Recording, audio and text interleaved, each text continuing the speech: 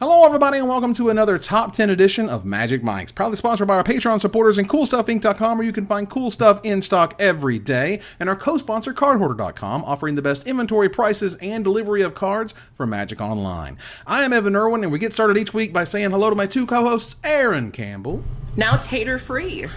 100% less taters than previous. I'm so embarrassed about that, you guys. I'm so sorry. And Rueben Bressler. It's tater-free so far. Don't jinx it.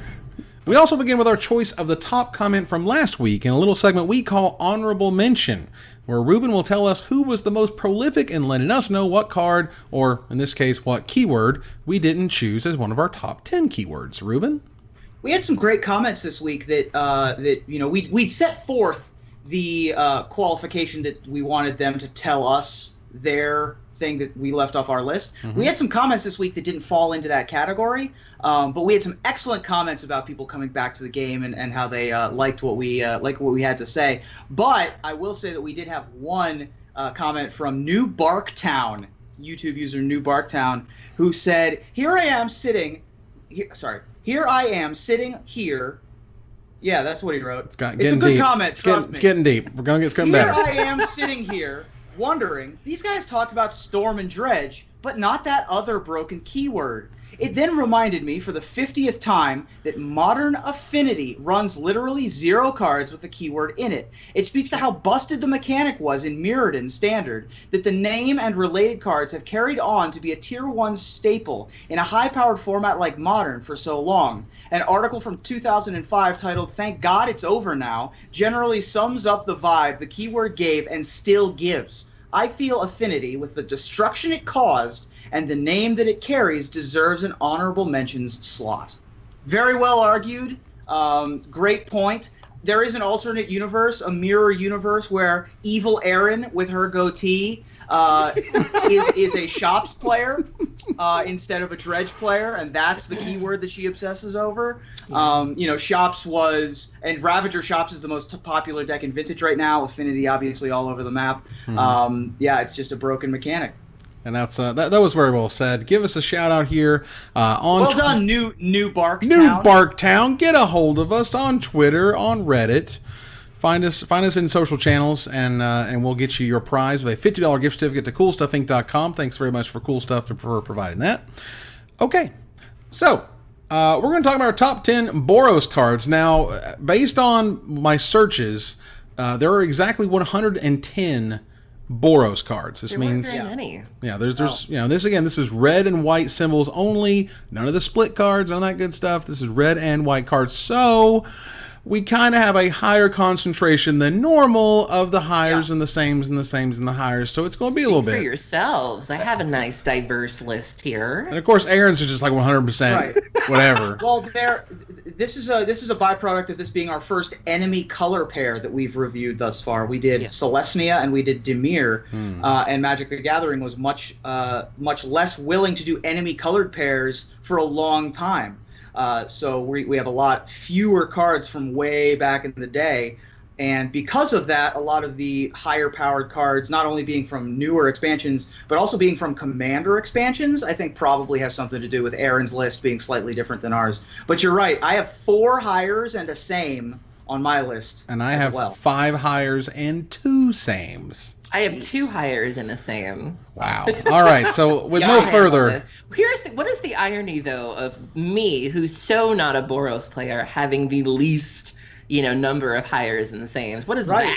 Well, your morality scale is just way off. You know what I mean? Like, most people are either good or evil. Number 10. Most people are lawful or chaotic. You're 3-dimensional. In your very, like, the how Z-plane. good is this to me and how bad is this to me? There's no traditional scale when you have non-Euclidean geometry when it comes to your scaling of Boros cards. Rueben, do you have a number 10 for us? I do have a number 10. Oh my god. And it's going to kick off the list with the card that I'm not sure either of you have cast. You may have, when there was Tempest Remastered online a few months, maybe a year ago. But I certainly cast it right when I first started playing Magic, when I was about 12 years old, and was drafting it in Tempest. And then I had a nice return to it with a couple drafts that I was able to pick Soltari Gorillas first. Soltari Gorillas is a 2-colorless white-red 3/2 rare from Tempest. It's been errated to be a Soltari soldier, which of course means that it has shadow, and it has the following ability: 0, gotta love that, right? Ophidian style. 0, the next time that Soltari Gorillas would deal combat damage to an opponent this turn, it deals that damage to target creature instead. This thing was a house. In a lot of, especially in that limited format, there were not very many ways to deal with Soltari Gorillas that didn't involve expensive direct damage or expensive removal. There wasn't a whole lot of blocking with shadow creatures. There were the Thalicos, the Soltari, and the Dalthi. And then in green and red, there was a wall in red, and then there was a 2/1 in green that could block shadow creatures. So a full 40% of the format could just never block this card. And then when you deal damage to an opponent, you can instead pick off their tough-to-block things, like their flyers, their cloud elementals, or their shadow creatures. Soltari Gorillas, just every turn being able to pick something off, super powerful. Love this card. Now, back in the day, for the Tempest wording, it was a lot cleaner, and it looked a lot less silly, because originally it just said if it assigns combat damage to any opponent, I like the assigns, you may redirect that damage to target creature, and you're like, that makes sense. I get that. It totally makes sense. But through the decades of rules and regulations and redirecting and all that good stuff, it turned into a activated ability instead of a triggered ability. So you can actually Pithing Needle this. But yeah, Soltari Gorillas is a great card. I love it. If you ever get a chance to swing in there with some Gorillas, especially if you put some enchantments on it, maybe a lifelink, make it a little bit bigger. Yeah, I think it's very scary very quickly. All right, Aaron, what is your number 10? My number 10, I picked for the flimsiest, most primal reasons. Primal. He's fine. Great. My number 10 is Bruce Taro, Boris Herder. Oh, man. Look at that. Nothing Look at wrong. that mustache. Nothing wrong. He's bald. He's got a nice little shiny chrome dome on. Hey, Evan, I see you. Hi. Hey. He's got this big, lush mustache on his face. He's got these huge biceps. A little bit of chest hair, a little dusting, if you will, on the pexes. A couple extra cards in the main deck, a little bit of a belly, a little something to hold on to. And he's got his big old ox on the background, and this is just my kind of guy. Mechanically wise, he's 2, a red and a white. He's a legendary creature, human ally, one of the partner commanders that came out with that set. He's a 3/3. Whenever he enters the battlefield or attacks, target creature you control gains double strike and lifelink until end of turn. That sounds fine, but I just picked it because he was fine. Because he's just like Beefcake. It's Bruce. Exactly. It's Bruce. It's Bruce. That's the Magic the Gathering. That's as close to Mario from Super Mario Brothers as we're gonna get. He was a Goma Fada nomad, flavorfully speaking. He was a leader of some of the nomadic tribes when the Eldrazi came to town.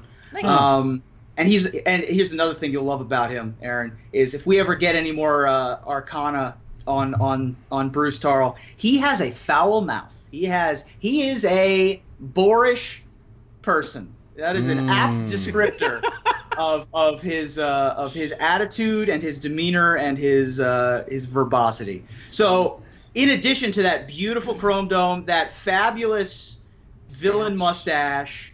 And the Pillar Field Ox in the background is hilarious too.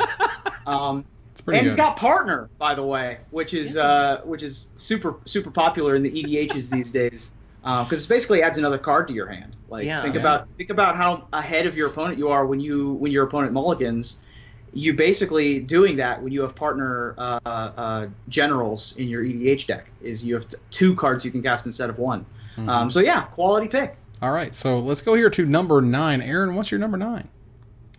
So there was an article that came out the other day by a young lady named Monique. She was the consultant for Kaya when Kaya Ghost Assassin was introduced to Conspiracy 2, and she helped Wizards give the right amount of attention and detail to its first African American woman planeswalker. And she wrote an article recently talking about the top 5 women of color planeswalkers in Magic the Gathering, and sort of talking about the progress that we've made and how exciting, it is for all these characters. And my number 9 happened to be on her list as a character that has a lot of potential and that hopefully we get to revisit as we revisit each of our planeswalkers. My number 9 is Halat Lee, Warrior Poet.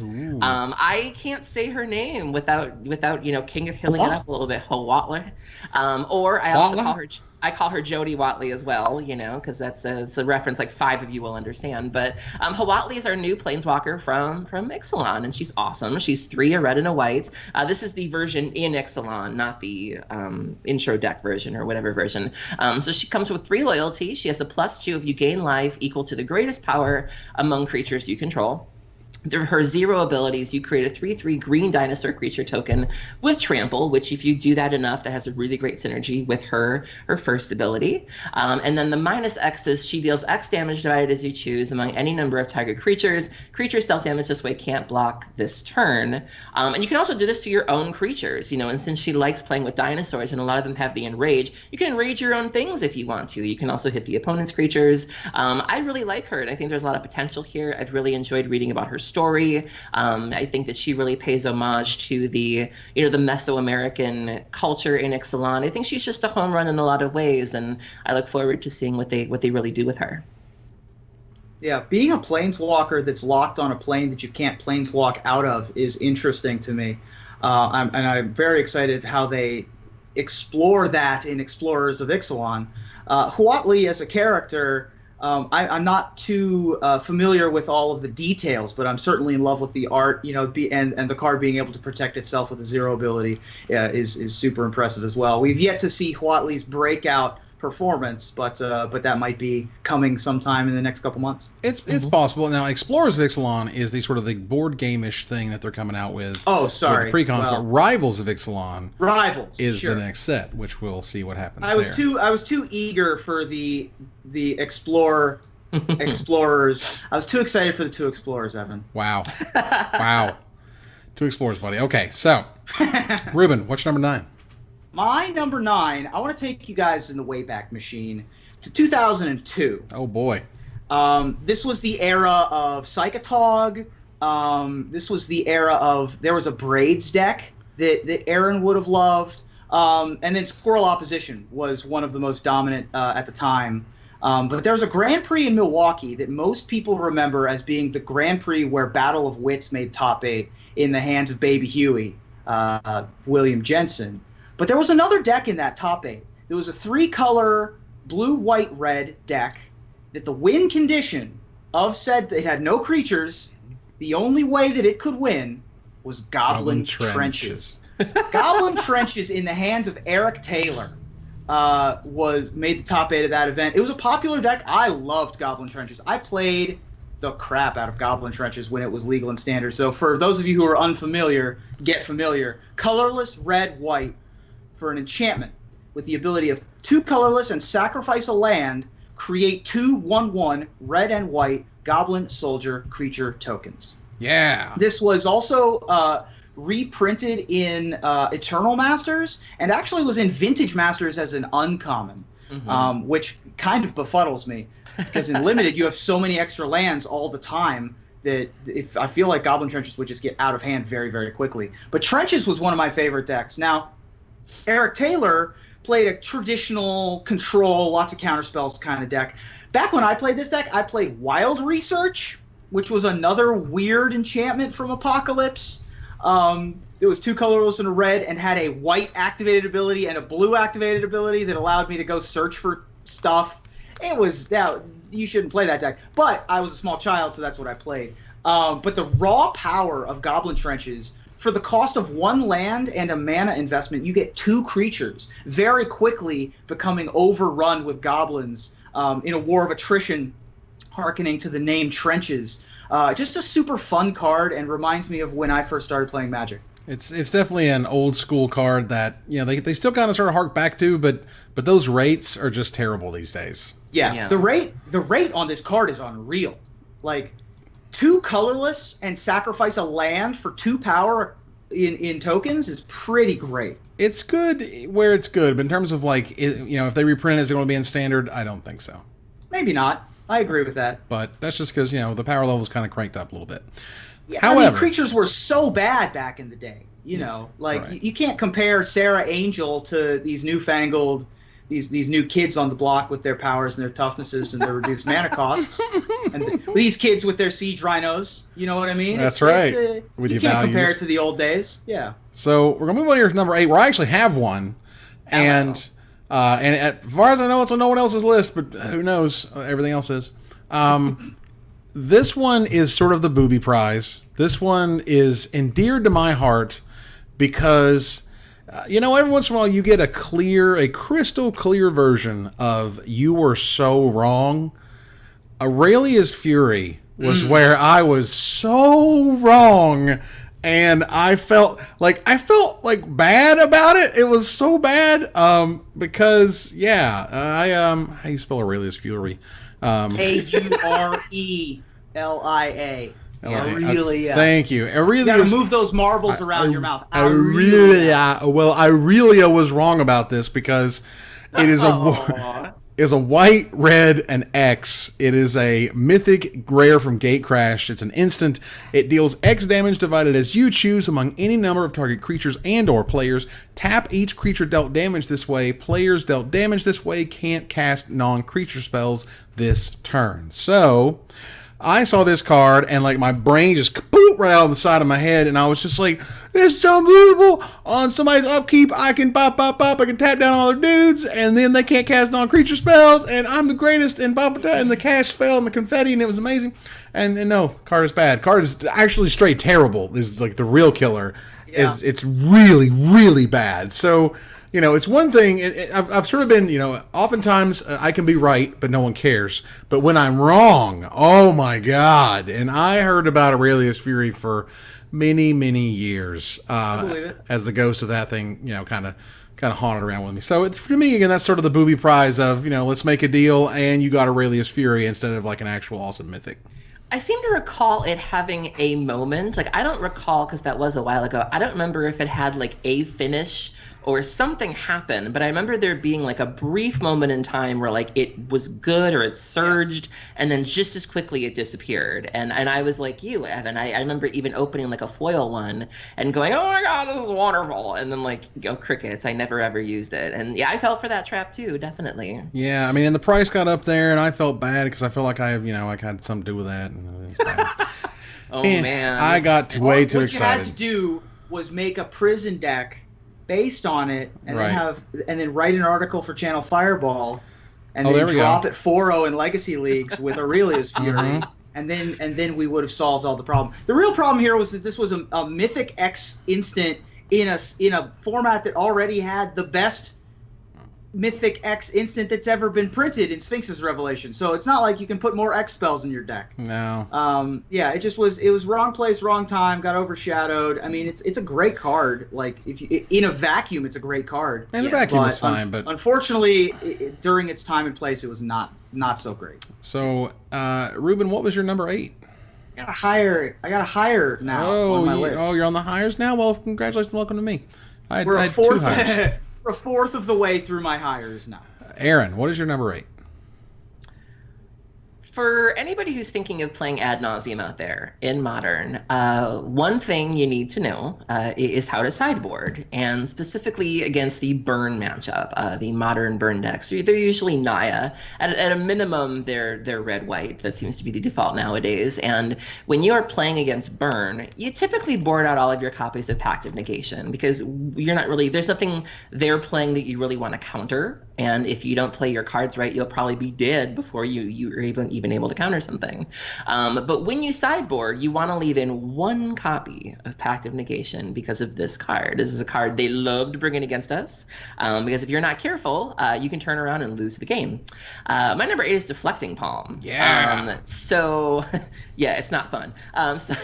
So this card is red and white. It's from Khan's Tarkir block, and it's an instant. The next time a source of your choice would deal damage to you this turn, prevent that damage. If damage is prevented this way, Deflecting Palm deals that much damage to that source's controller. This is a really good sideboard card against Infect, Surprisingly, I've heard Burn can actually struggle with Infect. So this is a way for them to sort of turn it around on you. You have this big Infect creature coming at you. I'm going to prevent all of it and do it back to you when you die.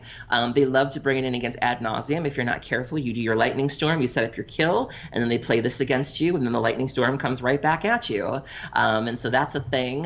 You can also use it against like Blightsteel. If you've got Blightsteel Colossus, just whoop. Yeah. It's a neat little tool for burn decks. You know, Red has obviously had like fork type effects for a while to, you know, kind of redirect spells, but not really anything having to do with life, which is really kind of cool, or redirecting damage. I love the art as well. It appears to be Narset, and she's just breaking some guy's hand against hers. Like, that's really, really cool. And the card is great. It's one of the few, you know, I like when Red sort of goes outside of the color pie, you know, when it's not just turn card sideways, when it's not just, you know, obvious burn spells to your head. I think this is a really novel take on these two colors. Well, they've been doing this sort of red-white, like, you know, prevent and deal things back, or prevent so much and deal stuff back. There was reflect damage was a white, red, and 3 generic mana that again redirected at instant speed all damage dealt by one source to that source's controller, which is very similar to this, except this costs 2 mana instead of 5 mana. And I think this is sort of like the penultimate version of that. They were like, okay, this is as cheap as we can make it. This is exactly what we want Red White to do, is be able to kind of take things and point it elsewhere. And you finally got there. So this to me is essentially reflect damage at 2 mana instead of 5 mana. And it's still great. It's still great. And it was awesome to see this card kind of come out of nowhere, because when people first started playing it, no one had this on their radar. They just died. You're just like, wait, what does that do? Read, scoop, scoop, scoop. I mean, that's what would happen right there. Yeah. Yeah. So, once you get got by a deflecting palm, you don't forget. Yeah. You don't forget your first when you get got by deflecting palm. You get the back of that deflecting palm. Well, pow. So, number 7, Aaron, what you got for number 7? My number 7 is a rare higher on my list, and it's a card that I've begrudgingly added to this list. So that'll give you a clue or a sneak preview as to what it could be. Well, if yours is higher, then I know exactly what Ruben's is. Yeah, because we're tied. We put it on the same list. We're samesies. Now, to give a little bit of backstory to this particular card, it definitely plays around with the, you know, doing damage, gaining life. It was a very unique card that showed up in Ravnica, and was important to the story and whatnot. But for me, what happened with this card was that ultimately it gained me somewhere in the realm of like 180 life. Yeah. And then my opponent, I was playing in states, and I was playing for the top 8, or I was playing in top 8, and my opponent draws a card, and behind me, like the guys watching this just like lose their mind and start freaking out, because the card he drew was Biorhythm.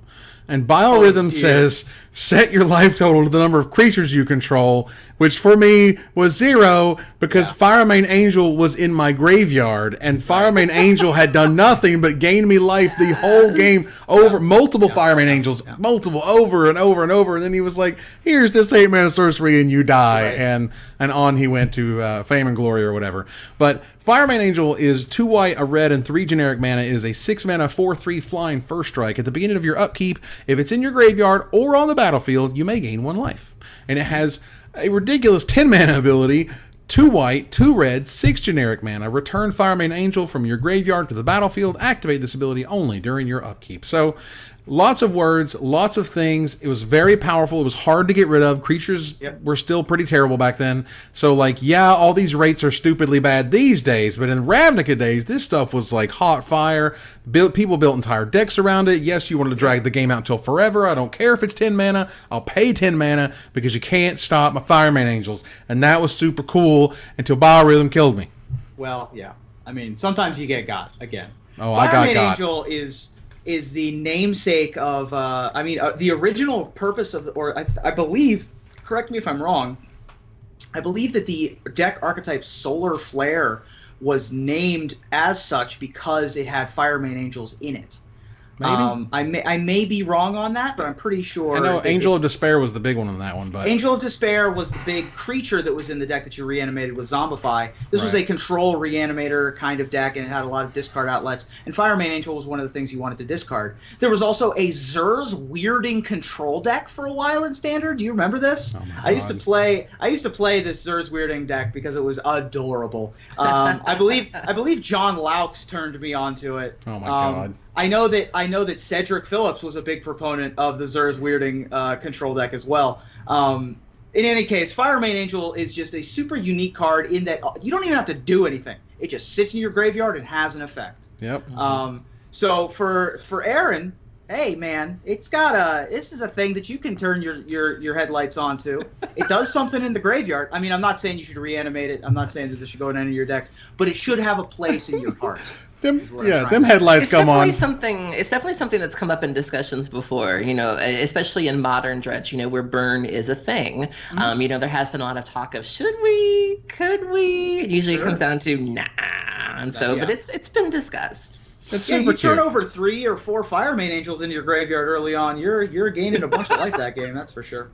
Yeah. It seems just so silly though. Like It is. But back in the day, it was a legitimate strategy, which was weird. Yeah. So, Aaron, what is your number 6? So my number 6 is the same as somebody else. So do we want to do this together, or do you want me to lead it off, or what are we thinking? It will be the exact same as mine, and you go ahead. Okay, so this was a card that I first saw used to its fullest potential by one Mr. Jerry Thompson, in a way that I never dreamed of. So when I first looked at the card, I thought it made a really good speed bump, and that was really about it. It definitely played with the way that we assign damage and the way that we deal damage.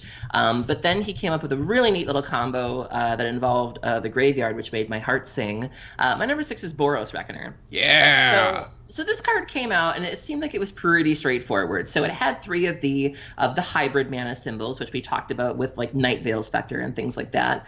So it had the red and white split. So it's 3 of either 3 red, 3 white, or some combination of the two. It's a Minotaur Wizard, which is a really cool little creature type, 3/3. Whenever it's dealt damage, it deals that much damage to target creature or player. The mono red was very popular at that time. The devotion wasn't really swinging towards red or white, but you still had to think about whether or not you wanted to attack into this card. And then if you pay red or white, you can give it first strike until end of turn. So it makes a really good speed bump for a mid-range deck or even a control deck. But what Jerry T did was he was known for his Jeskai Flash deck, which was a mid-range deck with like Restoration Angel, Snapcaster Mage, and a little card called Harvest Pyre. Harvest Pyre is 1 in a red. It's an instant. As an additional cost to cast it, you exile X cards from your graveyard and deal X damage to a target creature. And so he would do this, and obviously being a mid-range deck or being a control deck, you're going to have a pretty hefty graveyard. So he would exile his graveyard, target his Boros Reckoner, and then kill you. Yeah.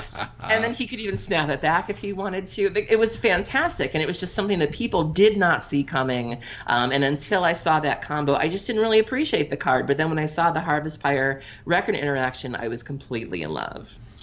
Yeah, there's a lot of fun ways to make Boros Reckoner like scary. Like it was pretty scary from the get-go.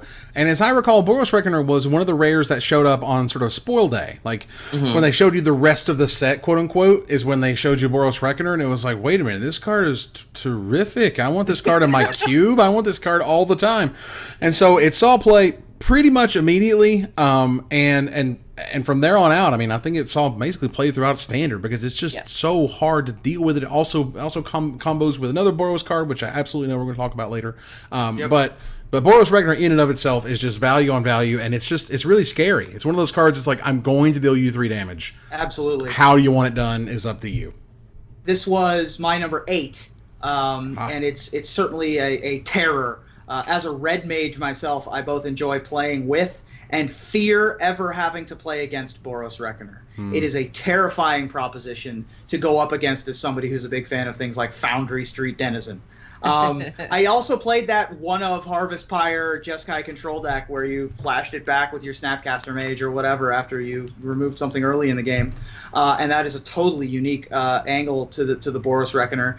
It's just such a powerful card, and it sees play in cubes to this day. It's a 3/3 for 3 with an activated ability and a passive ability. It's just so good. It's value one way and down the other. Ruben, what's your number 6? My number 6 existed at a time back again when creatures weren't great. This was printed in Apocalypse again, alongside Goblin Trenches, as I mentioned earlier. Actually had a little bit more tournament success in the older formats. When you played old extended, back when I was in like high school, there were 2 decks that actually ran copies of Goblin Legionnaire. Yes. Boros deck wins and goblins both played Goblin Legionnaire, and the goblins deck splash white specifically for Goblin Legionnaire. Like you only put white mana in your deck for sideboard cards and this creature. This creature being a 2/2, originally part of a cycle of 2/2s for 2 of the various colors, and it has 2 abilities: pay a red and sacrifice Goblin Legionnaire, and it deals 2 damage to target creature or player, or pay a white and sacrifice Goblin Legionnaire, prevent the next 2 damage that would be dealt to target creature or player. Just very versatile, already starting out as a bear, and is still good as the game goes on. You know, you can either finish off players with your burn, or you can prevent yourself from dying or one of your key creatures from dying. The fact that it was able to get itself out of the way and being a sacrifice outlet for its own self was helpful in a lot of circumstances. Goblin Legionnaire is just a fabulous card. So this was my number 10. And Goblin Legionnaire, like, it actually saw a play through extended to the point where I played, I think at that time it had just gotten passed up by like Boros Swiftblade or something. But it was in the Zoo deck and extended for a long time. Now, be sure that the white ability doesn't matter. No one plays this card for the white ability. They play the card because the red ability is fantastic. Now, it used to be way more fantastic because they had damage on the stack. So you could stack damage on your opponent and then pay a red and deal 4 essentially in one swing with Goblin Legionnaire, which was legitimately pretty scary and awesome. So that was a weird time in Magic, and now we're past it, and it never made any sense, and I'm glad it's gone. But that was one of the real reasons for why this card was super exciting. Yeah, damage on the stack certainly means that everything that has a sacrifice ability is way better. This thing being able to trade with 4/4s is unbelievable. But this is Ember Hauler, and Ember Hauler was a standard player for a while. Lots of cards have sacrifice outlets, but I think that this was the first one that really just was a shock. Absolutely. So we're moving here to number 5. I don't have one. It's higher on someone else's list. However, Ruben, do you have a number 5? Nope, higher on someone else's list. Oh, man. Aaron, what you got? Can you take me higher? Wow, really? Yeah. Not a 5 among us, I Here's swear. the thing, we're getting down to this point of this top 10 that we're all going to be overlapping quite a bit. We're getting that nitty and the gritty over here. So let's move on here to number 4, which I also have as higher on someone else's list. Ruben also has as higher on someone else's list. Aaron, what you got for number 4? You got a number 4 for us? I do. So my number 4 looks harmless enough. Like, it hits the board and you're like, oh, that's cute. Mm-hmm. And then a couple of turns go by and you're like, I'm in trouble. This is a mainstay in my Queen Marchesa EDH deck. It's very fitting, especially when you're dealing with like a monarch theme. My number 4 is Assemble the Legion. So when you look at it, it's 3 a red and a white, which is a little expensive. It's an enchantment. And it says at the beginning of your upkeep, put a muster counter, not muster, like mustering up the courage to do something, on Assemble the Legion, and then put a 1/1 red and white soldier token creature with haste onto the battlefield for each muster counter. So for the first turn, you're like, all right, you got your little 1/1, do the thing. And then the next turn happens, and you're like, okay, that's cute. And then by like turn 5, you're like, uh-oh. This card gets out of hand fast. And, you know, it's an enchantment, so it's not the easiest thing to deal with. And it's got a great artwork of the Boros Legion, very flavorful. And yeah, it's just one of those decks that people always underestimate. But if you give it enough time, you got to put some spec on that name because it's going to get you. So this was my number 9. And I love Assemble Legion. I thought it was really cool when it first showed up. It's one of those, like, you're like, that seems good, and then I was like, well, against control decks, this thing is ridiculous. Yeah, because it can be in a control deck. Like, it's good either coming and going. Big finisher. Yeah, because either you're going to set your game up where your Assemble Legion just keeps getting bigger and bigger, sort of like an exploding bitter blossom ish. I don't know how to sort of frame it the right way, but my God, it gets out of hand really quickly. It was really fun. Showed up in a ton of sideboards and standard for a while, and it wreaked some havoc. Yeah, absolutely. Yeah, this was the go-to sideboard tech for the control mirror. And that you're right, that damage stacks up fast, man. It goes from 1 token to 3 to 6 to 10 to 15 to 21 tokens. That's a lot of damage. But you're only adding 1, buddy. I don't know what you're talking about. I remember buying the 1. Then you have the 1. So you add 2 to that, that's 3. Then you add 3 to that, that's 6. I got you. Then you add 4 I was doing math, don't you worry. I was thinking of the counters, not the creatures, but whatever. Sure. I remember when I was building the Queen Marchesa deck, I'm the kind of person where I like to have the corresponding tokens for whatever deck I'm playing.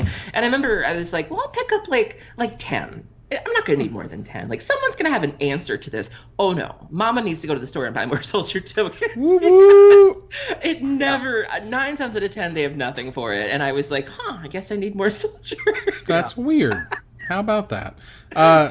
So we'll move on here to number 3. And my number 3 was, it showed up after the first wave of Planeswalkers. Mm-hmm. And you probably already know what it is, but whatever. Wizards decided back at the time that they were going to do that. The pre-release foils were like actual insane, awesome mythic rares. They used to give you Imracools for showing up to pre-release events. Like, that's crazy nowadays. They would never do that because it's a Hasbro subsidiary and we need to buy packs, okay? And it's corporate America needs you to buy packs. But when you played in a Shards of Alara pre-release event, they gave you a special Ajani Vengeant for the privilege of playing. Yep. It was amazing. And Ajani Vengeant himself is a force. It is a white, red, 2 generic mana for a 3 loyalty planeswalker that has 3 abilities. +1, target permanent doesn't untap during its controller's next untap step. -2, it deals 3 damage to target creature or player, and you gain 3 life. Very reminiscent of another Boros spell, which I'm sure we'll talk about. And -7, destroy all lands target player controls. Yeah. Why? You want to talk about a doomsday clock? A clock that you're like, oh my god, like he just went to 5 and I don't know if I'm ever going to be able to get through, and they have removal spells or whatever, and I'm going to get Armageddon, and that's GG because that was absolutely GG. Yeah. So even just playing him and tapping down your opponent's land or keeping it tapped sometimes had a huge effect on the game. It would constrain them so much, and the game really becomes about stopping a Ajani Vengeant from Armageddoning you. That, like, you know, everything is about this guy, and the ability to remove things was awesome. The ability to lock down things is awesome, and man, to end the game like that was pretty spectacular. It's basically destroy all lands and just go ahead and scoop the rest of them for them too while you're there, and put it in the deck box and send them on their way. There's a young man at my local game store who always plays Jeskai Control. He's one of those. I feel like there's a number of people that really love them some Jeskai, and they will play it whether it's good, whether it's bad. They love it. And I remember the first time I faced this card, and I was just like, "Are you for real?" Like I just could not believe what I was dealing with. Did you print this card at home? What are you doing? Right, it's absurd, and it's usually found in control shells. So like you said, Evan, they have it's very easy for them to just keep you off until it's time to blow, and to kill everything, tap everything, counter everything. Bounce everything with cryptic commands. It's a great finisher for control decks, and a lot of the some Jeskai decks run like 2 Ajani, some Snapcasters, and call it a day. That's the plan. Like, it's that good, and there aren't many planeswalkers that can run away with a game like that and in such a brutal fashion. Like, it's just dangerous. And it was another one of those, when they first showed up, it wasn't well respected. Like, they're like, well, this is good, but it's probably not that good. It's like, no, man, when that thing ticks up to 5 counters, like, you have entered a world of pain, and he's at the end of it, and you have to stop him from doing the thing he's going to do. John's going to kill you. That's what he does. I mean, you say that it's always in control, but I very vividly remember playing Red-White Kithkin with 4 copies of Ajani Vengeant in my deck. Oh, man, that's good. As the reason for it being red. In my mono white Kithkin deck. I remember a Jundi. You all remember a Jundi? Yeah. Oh my God. Back when Lingering Souls was all the business, and so everyone was playing these black-green mid-range decks, and then everyone decided that splashing white was the color to splash, and some people decided splashing red was the right color to splash, and then Team Channel Fireball was like, por que los dos? And put a Johnny in their green-black mid-range deck. So we've got Liliana of the Veil fighting alongside a Johnny, right? Before they both joined the Gatewatch. Yeah. Boy, a Ajani Vengeance a heck of a card. It was number 4 on my list. Gotcha. So right there with you. And totally with you also in the ridiculousness of this being the promotional foil. Like, what were they? It was crazy. They would give us some sweet cards. There was another card that was a promotional foil. We'll get to later. We're getting there. We're getting there. All right. So, Ruben, what's your number 3? My number 3 is the title track of the album. This is the Boros list. This card was illustrated by Zoltan Boros. This card is Boros Charm. Yeah, my number 4. My number 7 is absurd. I'm sure it was on. Was it on your list too, Evan? This was one of your preview. This was my number 4, and this was Aaron's number 7. Number 7. My number 3. The rate of 4 damage for 2 mana is unmatched in Modern. Was unmatched in Standard. Is only matched by a scant few cards in Legacy and Vintage, all of which have downsides. This one, the only downside is you need to play 2 colors in your deck. The reason why burn decks have white in them are, I think, primarily for this card. I know there's another card that we'll talk about. What does it do? Primarily, I think it's because of Boros Charm. 95% of the time that this card has ever been cast, it has dealt 4 damage to target player.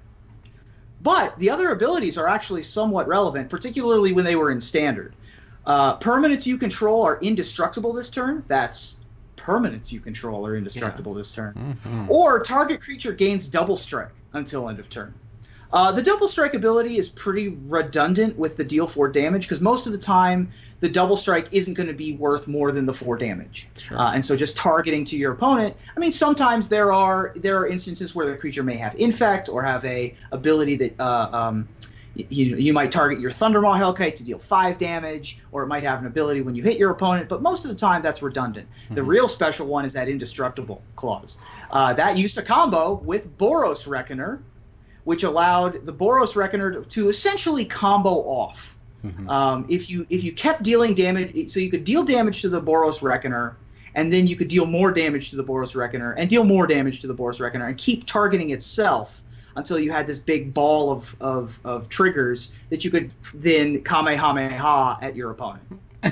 Now, I do want to comment, though, one of the situations in which Boros Charm shines is if you are a burn player and you are staring down a Leyline of Sanctity, it is very relevant to simply get in there with your Monastery Swift Spears or get in with your Eidolons and use that double strike ability to get through when you're not able to target with your burn spells. I've certainly been on the receiving end of that, where I've seen them cast Boros Charm and I'll be like, Sanctity, and they'll be like, yeah, it's going on my creature, and I'm like, whoops. Like, double strike my Monastery Mentor. What else? And you get there, the prowess trigger and the double strike. That's pretty deadly. So the most common Boros Charm combo with the Boros Reckoner was Azorius Charm, which gave your creatures lifelink. Oh, yeah. So your Boros Reckoner would gain lifelink, it would gain indestructible, and then you would ping it, and then it would ping itself and ping itself and ping itself, and because it had lifelink, you would just gain infinite life. Mm-hmm. And that was the most common. But let's not kid ourselves. This is a burn spell. This is a modern burn spell. This is dealing 4 damage to your opponent's brain. Look, so when this showed up in my inbox, for the Gatecrash previews, I'm not going to lie, I was like, wait a minute. They gave me an uncommon? I was like, guys, an uncommon? And then I read it and I was like, oh my god, this card is amazing.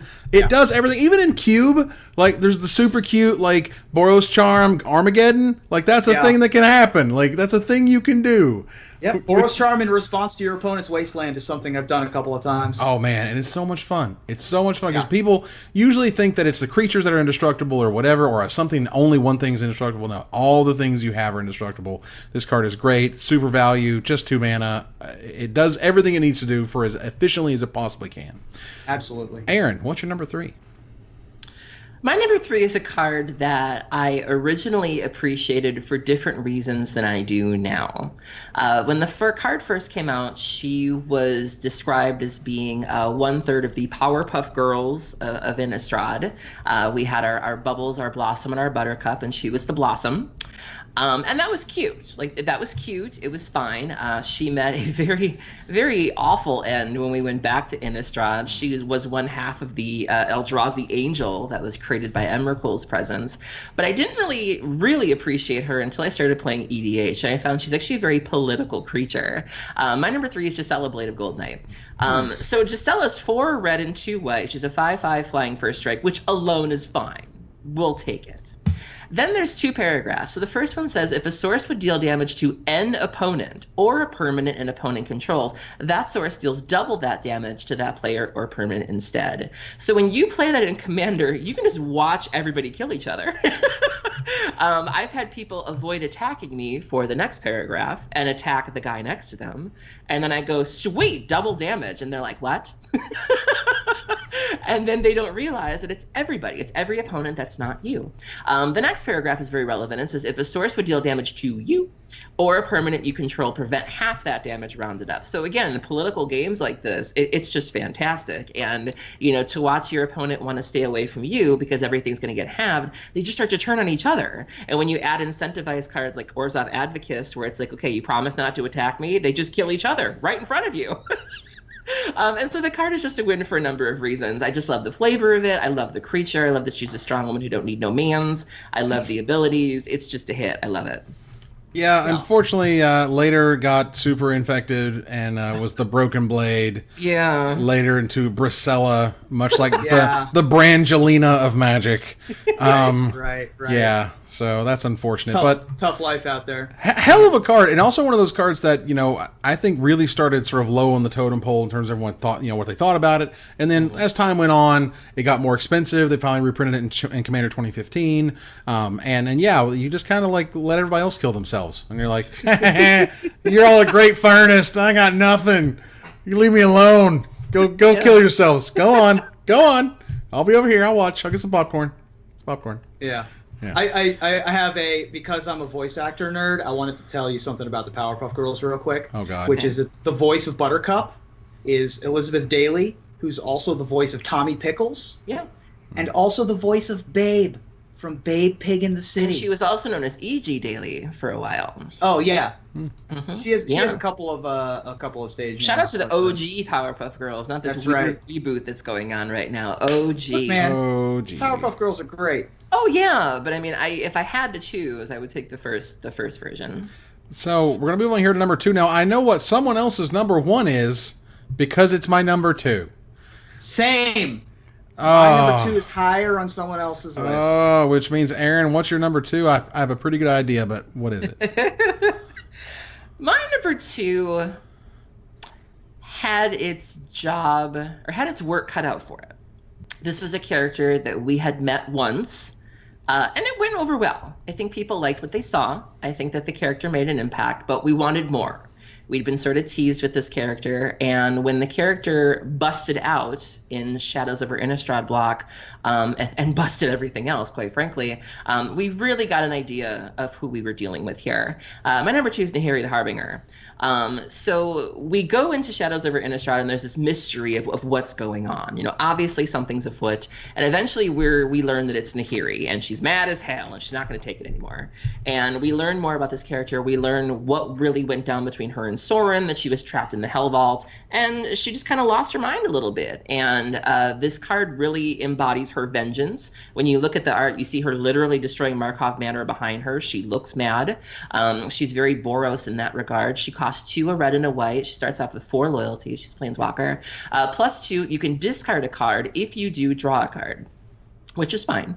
The -2 is you can exile a tapped enchantment, tapped artifact, or tapped creature. That's really cool.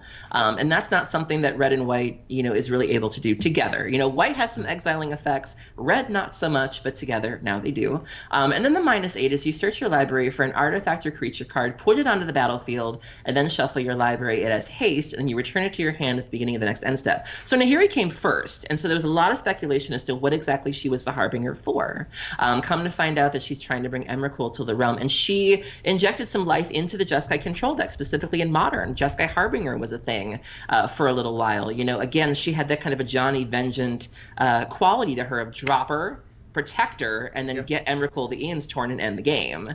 And she really did something, I think, in Standard. She certainly did something in Modern, and I think she really, you know, did what she needed to do, being an important character in the flavor. I think she really delivered. Yeah, she promised an end, which showed up as Emrakul and Eldritch Moon, which then ended the ability to play anything else but Emrakul for about 4 months before it was banned. Something like that. It didn't last too long. Nahiri, a very scary one. Nahiri was on my list as number 5. My number 5 as well. Oh, very nice. So, so both me and Rube were on the wavelength on that one, but definitely worth mentioning. I do think is more impacting than a Johnny Vengeant, not by a whole lot, but I do think Nahiri definitely changed things, made decks different, made decks more scary.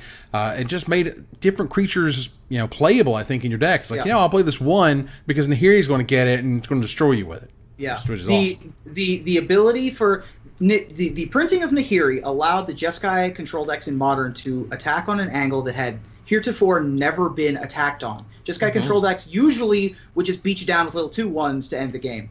Nahiri put you on a 3-turn clock. You drop it and you tick it twice, and then you ultimate. And that is and while ticking, you got to fix your hand. You got to loot. Or rummage, as the ability is in red, while also allowing you to have an out to troublesome artifacts and enchantments or tapped creatures, which was just spectacular. Nahiri the Harbinger certainly, and also if you ever get a chance, go read Stone and Blood. Still one of the best magic stories that I can recall, which basically retells all of Nahiri's trials and tribulations over 6,000 years with Ugin and Sorin. Jeez. Yeah, and you can tell why she's so mad. I mean, if you've held a grudge before, imagine that, except for 6K years. 6,000. It was basically the Planeswalker equivalent of Say My Name. Yeah. And then she put Soren in stone. She put him in a building, and I'm like, you're staying in the building. Yeah. Bye. Yeah, if you go look up Declaration in Stone, that's all of Soren's family and friends locked into bookcases, basically. Not even dead, just locked in place. Yeah, they're not going to die. They're just going to be there. Just crazy scary. Yeah, Nahiri the Harbinger is a great one. Card is amazing. So, moving on here to number 1. As we come to the top of the mountain here. Let's see. Based on the fact that Rueben, your number 2 was higher, I've got a really good feeling that your number 2 is my number 1. I think that your peanut butter is in my chocolate. And my number 2 is your number 1. And Erin is doing her thing. Erin's off doing her thing. So you know what, Erin, what is your number 1? Oh, man. So my number 1 is the card that gives Dredge its combo-like appeal.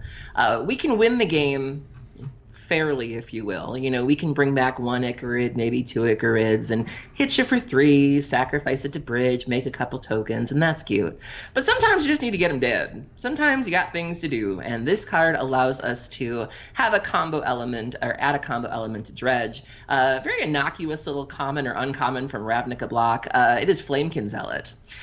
So it costs 1, 2 red and away, and I'm not too proud to say I have hard cast a Flamekin Zealot before. Nice. Let that be known. So it's a 2/2 elemental berserker. When it enters the battlefield, creatures you control get +1/+1 and gain haste until end of turn. So the theory behind this is that you bring out your Icarids, you sacrifice all your Icarids, you get a bunch of bridge triggers, which leads to a bunch of zombies. The Flamekin Zealot enters the battlefield. All of those zombies then get +1/+1 in haste, and then you kill your opponent, and it's glorious. There's been some competition with this card recently, and Dragonlord Kolagon. There's a lot of math as to at what point one becomes better than the other, because they both give your creatures haste.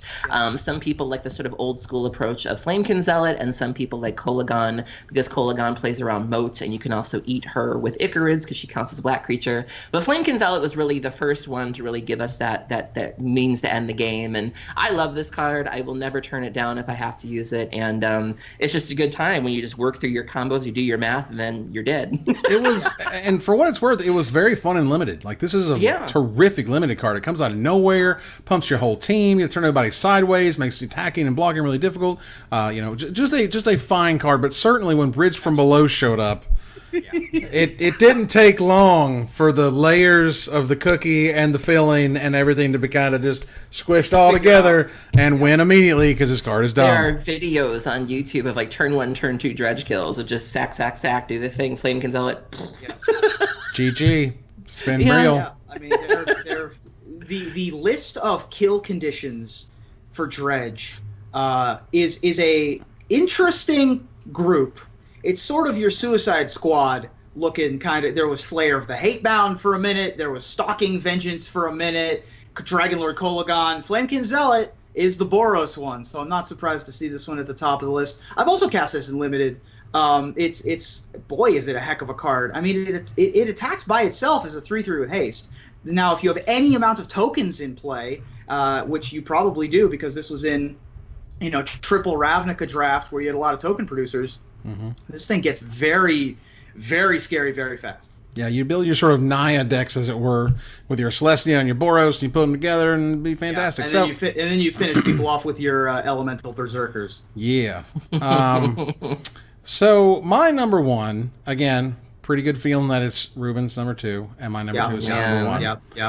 I'll talk about mine first and let Ruben kind of cap us off here. The reason that the spell that I put at my number one is at number one is because it goes down in Magic history. There's a few moments, there's some watershed kind of, this was important, this will forever be important for what it is. And there's only one moment that you can say there was a Lightning Helix moment. And that moment will live forever and ever in the hearts and minds of Magic players. Because when Randy Buehler is screaming his head off, it's Lightning Helix! Oh my God! It's Lightning Helix! And the best part is Flores is sitting there arguing with him that he should use Lightning Helix or you should use Char to kill a creature instead of hit his face, and Randy's like, no, you gotta go! You just gotta go! And he slams it, and it's Lightning Helix, and it's crazy, and Ted Knutson's there, and it's absolutely fantastic, and it's one of the best, most awesome magic moments of all time. And Lightning Helix in and of itself is an amazing card. They will not print this rate again. And they did not bring Lightning Helix back. Instead, they brought War Leader's Helix because they didn't want it to, be all over standard, which this exactly was. And two, they really don't like it when reprints kind of take the star, take over. Where they become the talking point is what they did 10 years ago. So Lightning Helix in a can, red, white for an instant. It is an uncommon that deals 3 damage to target creature or player, and you gain 3 life. It is efficient as efficient gets. It's Lightning Bolt plus that life gain. It's good early, it's good late, and it's given us one of the most amazing moments in Magic history. Yeah, it's not only iconic because of the Craig Jones and Olivier Rouel semifinal match, which, by the way, if you haven't gone and seen Game 5 of the semifinals from that Pro Tour, what are you doing? Watching another Magic the Gathering show. Pause this. Go watch that Check it for out. 5 minutes. Come back. And then come back. It's as iconic as Magic gets. Craig Jones took a very aggressive line. I mean, he's gonna with his Zoo deck, right? That's all he has. It's what he has left. It's put you to 3 and hope for the best. And the best happened as the Lightning Helix came off the top. Also, deal 3 damage, gain 3 life, led to a Johnny Vengeance. That is where a Johnny Vengeance ability came from. That's another iconic thing, is that Absolutely. Lightning Helix is what Boros does now, is the dealing damage and gaining life. The spell having lifelink, basically. It's been referenced on a number of other cards. And it's been reprinted so often, but it's still like a $2 uncommon every time it's ever been printed. It's that popular. So for all of those reasons and many, many more, Lightning Helix! Oh my God! Let this card happen. It was my number 2. When you look at this card, though, it's absurd value. When you look at Lightning Bolt itself, 1 red for 3. That alone is we're never going to get that again in Standard. I remember when War Leader's Helix was put in Return to Ravnica block. It was 2, a red and a white. Wizards was we're not letting that happen again. Just the value on it is absurd. You can win a game with just Snapcaster and Lightning Helix. It's dumb. I mean, but you also have to remember that when Ravnica showed up, Magic was hurting. Magic was hurting really bad, and they needed something that was really exciting. And Lord knows Ravnica was unbelievably exciting. It had your terrible broken mechanic in it. It has busted cards like this in it. It was amazing. It had something for everybody, man. I mean, it had Watchwolf, it had Lightning Helix. People were very excited for both of those cards, even though they were just kind of bread and butter abilities. But Lightning Helix proved that you can be pretty simplistic and pretty streamlined and still be spectacular. So Ruben, finish us out here. What's your number 1? I figure that there's only one card that can really be at number 1. Do you? I do. It's a 1/1 for a red and white hybrid. I'm not sure. Have we discussed any other hybrid? Oh, we talked about Boros Reckoner. Yes. So we talked about another hybrid card, but it's pretty tough for a 1/1 for 1 to get on the top of any list.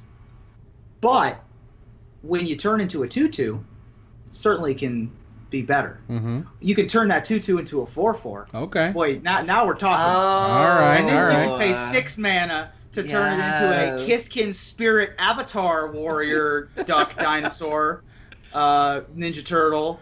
Just keep gaining creature types. My top slot, I figure, should be Figure of Destiny. Yeah. Which was from the much maligned Eventide expansion. Maligned to this day as not particularly good, but I'll tell you what, Figure of Destiny was good. For me personally, made up for all of it because I love this card so much. So here's what the card does. It's a rare from Eventide. Costs a Boros. So for a 1/1 Kithkin. Has the activated ability of pay a Boros, it becomes a 2/2 Spirit, Kithkin Spirit. Okay. Then it has Boros, colon, if it's already a Spirit, it becomes a Kithkin Spirit Warrior. That's a 4/4. Yeah. That's a 4/4. And if you pay 6 Boros manas, colon, if Figure of Destiny is a warrior, which means usually means if it's already a 4/4, it becomes an 8/8 Kithkin Spirit Warrior Avatar with flying and first strike. Yeah. I've attacked with a lot of 8/8 Figure of Destinies in my day. Those of you out there know that my favorite 5-word sentence in Magic the Gathering is Gold Medal Stalwart Reveal Wisensen. I've played a lot of Figure of Destinies in my day, and I've attacked with a lot of Figure of Destinies. It's just so good. It's a mana sink in a deck that can use a mana sink. Yep. It's an aggressive creature on every point in the curve. It's probably the best thing you can do with your mana at every point, at least most of the points in the curve. Figure of Destiny was far and away my number one. And this was basically the best card in Eventide. And they gave it to you for free for playing in the pre-release. I'm sitting there. I went to, and I can't remember exactly why, but I was in Tazewell, Tennessee, which is as out there as it sounds. Tazewell, it's near like Kentucky, and I'm there playing in this pre-release, an Eventide pre-release, and the people around me don't want their Figure of Destinies. They're like, you want this? And I was like, yes, please. And then the organizer was like, he's like, look, I'm going to give everybody 4 Figure of Destinies because I got so many promos. I'm just like, okay, whatever. And I sold every one of them for $10 later. It was amazing. Figure of Destiny. And also I have a story tied to this one because when I was in Hollywood, at Pro Tour Hollywood, I think it was 2008 or whatever, a member of R&D at the time, no one's ever told me anything early, but every once in a while they'll be like, there's something coming and you're going to like it. And they said, there's something coming, and it's tiny, but boy, it's going to get there. And I think you're going to love this card. And I saw it, and I was like, oh my god, this card is amazing, and was great from literally day one. And it got to the point where there was Skred Red, and Skred Red was the best deck, and Figure was the best creature in it, and it was awesome. And people were dying to 8/8 Figures nonstop. Play this card a ton. I love it. I just can't get enough of this card. There were some fun things that you could do with this card. You could equip it with Rune Stalactite and immediately level it up if you needed to. If your opponent tried to mind control it or Intrepid Hero it, you could shrink it back down to its original size because it maintained its old creature types. It just did so much. It's just such a good card, and I love it in every way, shape, and form. And technically, it is my number 2, just like it was your number 1, and we had our vice versa, and that's I just remember when they did a kind of a reboot of it, when they did Warden of the First Tree. And they made it. But the problem is that with Figure of Destiny, you could really only use each of the modes once. The problem is the wording with Warden of the First Tree is you could just keep activating it. Right, you can keep putting +1/+1 counters on it. Before you knew it, and I remember that used to get me enraged. I was like, why? And so, but I love Figure of Destiny. I think the art is adorable. I just love seeing the little face in the corner and the little bulky body in the middle. It's very chibi. And the Warden of the First Tree is good, but it is no Figure of Destiny. It's like the bagged cereal version. It's like, you can buy Cheerios, you can buy Wheatios, and Warden of the First Tree is like Wheatios, or like Chocolate Bats, which is supposed to be Count Chocula, I mean, everything. I mean, Warden of the First Tree is so darn expensive when you compare it to Figure of Destiny. Mm-hmm. The thing with Figure is that you could go turn 1, play either Figure or Stalwart, and then on turn 2, you could level it up and play another 1-drop, and then turn 3 you could play like Warden of the First Tree takes up all your turns, takes up so much gosh darn mana. But Figure of Destiny got out of you're attacking with a 4/4 on turn 3 with it. It's just so out of hand so quickly. It was so good. So that was our top 10 favorite Boros cards. We want to hear from you about what card we didn't talk about, and we'll select our favorite to win a $50 gift certificate to CoolStuffInc.com next week. But before we go, I want to thank my co-hosts. Thank you, Aaron. Thank you, and thank you to our listeners for bearing with us. You know, we weren't feeling well last week, and we had some travel issues, and so we're back, and we appreciate that. Absolutely. Thank you, Rueben. Thank you, and thank you to the internet for not being a potato. No taters this week. No, not a one. Amazing. So we'll move on here to our final slide. Visit our website at, so I want to thank our sponsor, CoolStuffInc.com, our co-sponsor, CardHoarder.com, my co-hosts, Aaron Campbell and Rueben Bressler, you guys for watching. I hope you support us at Patreon.com/MagicMikes. Visit our website at MagicMikesPodcast.com that exists thanks to our Patreon supporters, or follow, like, tweet, favorite, share, subscribe to everything social that tells people we exist. Catch us online at Twitch.tv/MagicMikes, on Twitter at MagicMikesCast, on Reddit at Reddit.com/r/MagicMikes, and on Facebook at Facebook.com/MagicMikes. Talk to us privately at MagicMikesPodcast@gmail.com. Follow the audio-only podcast at MagicMikesPodcast.libsyn.com, or find us on iTunes, or join us here next week for another Top 10 episode of Magic Mikes. Good night, everybody.